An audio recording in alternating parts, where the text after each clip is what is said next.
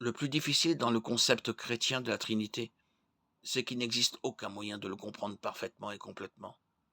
La Trinité est un concept qu'aucun être humain ne peut comprendre pleinement, et encore moins expliquer. Dieu est infiniment plus grand que nous. Par conséquent, nous ne devons pas nous attendre à pouvoir le comprendre pleinement. La Bible enseigne que le Père est Dieu, que Jésus est Dieu et que le Saint-Esprit est Dieu.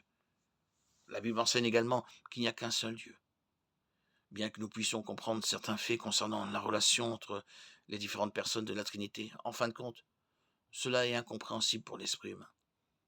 Cependant, cela ne signifie pas que la Trinité n'est pas vraie ou qu'elle n'est pas basée sur les enseignements de la Bible. La Trinité est un Dieu unique, existant en trois personnes. Comprenez que cela ne suggère en aucune façon trois dieux. Gardez à l'esprit lorsque vous étudiez ce sujet que le mot Trinité ne se trouve pas dans les Écritures. C'est un terme qui est utilisé pour tenter de décrire le Dieu trinitaire. Trois personnes coexistantes et coéternelles qui sont Dieu. Ce qui est vraiment important, c'est que le concept représenté par le mot Trinité existe dans les Écritures. Voici ce que la parole de Dieu dit à propos de la Trinité. Le Saint-Esprit est Dieu, il y a un seul Dieu. Deutéronome 6,4, 1 Corinthiens 8,4, Galates 3,20, 1 Timothée 2,5. La Trinité est composée de trois personnes. Dans Genèse 1,1, le nom hébreu pluriel Elohim est utilisé dans Genèse 1,26 et Ésaïe 6,8. Le pronom pluriel pour nous est utilisé. Le mot Elohim et le pronom nous sont des formes plurielles, se référant certainement dans la langue hébraïque à plus de deux. Bien que ce ne soit pas un argument explicite en faveur de la Trinité, cela dénote l'aspect de pluralité en Dieu.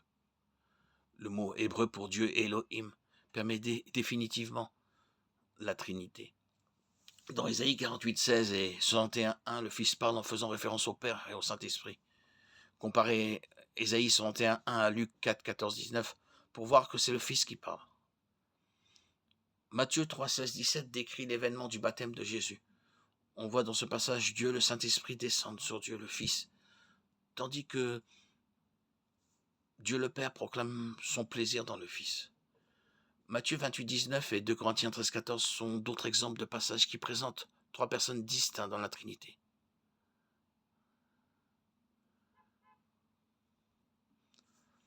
Les membres de la Trinité sont distingués les uns des autres dans divers passages. Dans l'Ancien Testament, Seigneur est distingué de Seigneur, psaume 110, 1. Le Seigneur a un fils. L'Esprit est distingué du Seigneur et de Dieu. Dieu le Fils est distingué de Dieu le Père. Dans le Nouveau Testament, Jésus parle au Père de l'envoi d'un aide, le Saint-Esprit, Jean 14, 16, 17. Cela montre que Jésus ne se considérait pas comme le Père ou le Saint-Esprit. Considère également les autres cas où Jésus parle au Père. Se parlait-il à lui-même? Non. Il parlait à une autre personne de la Trinité, le Père.